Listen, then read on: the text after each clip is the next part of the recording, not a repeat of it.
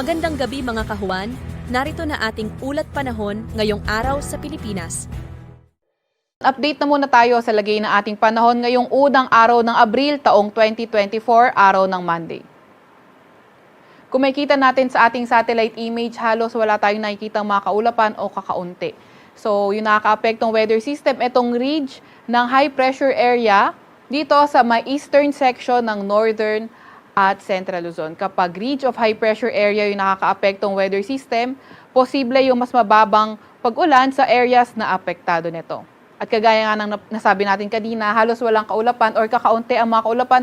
Nakikita natin na malapit sa ating ating bansa, asahan natin yung partly cloudy to cloudy skies condition sa Metro Manila at sa ating buong Kapuluan. Pero may mga tsansa pa nga rin tayo ng mga localized thunderstorms. Yung ating mga kasamahan sa Regional Services Division maglalabas ng mga thunderstorm advisory, rainfall advisory o hindi kaya heavy rainfall warning kung kinakailangan.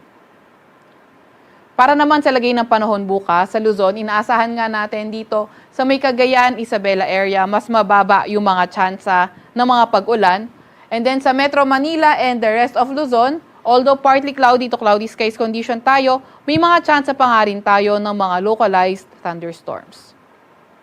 Agwat ang temperatura sa Metro Manila bukas, 25 to 34 degrees Celsius, 16 to 27 degrees Celsius sa may Baguio, 22 to 33 degrees Celsius sa may Tagaytay, 26 to 33 degrees Celsius sa may Lawag, 24 to 37 degrees Celsius sa Tugigaraw at 25 to 32 degrees Celsius sa may Legazpi.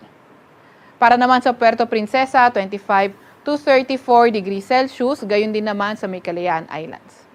Para naman sa lagay ng panahon bukas, Visayas at Mindanao, asahan pa nga rin natin yung bagyang maulap hanggang sa maulap ng papawirin, may mga tsansa pa nga rin tayo ng mga localized thunderstorms. Agwat ang temperatura bukas sa may Cebu at Iloilo ay 26 to 33 degrees Celsius. Sa may Tacloban at Cagayan de Oro, aabot ng 32 degrees Celsius ang maximum temperature. Sa may Davao at Zamboanga naman, aabot sa 35 degrees Celsius yung maximum temperature. Wala pa rin tayong nakataas na gale warning sa kahit na anong baybayin ng ating bansa. Sa Kalakhang, Maynila, ang araw ay lulubog ng 6:08 ng gabi at sisikat bukas ng 5:52 ng umaga.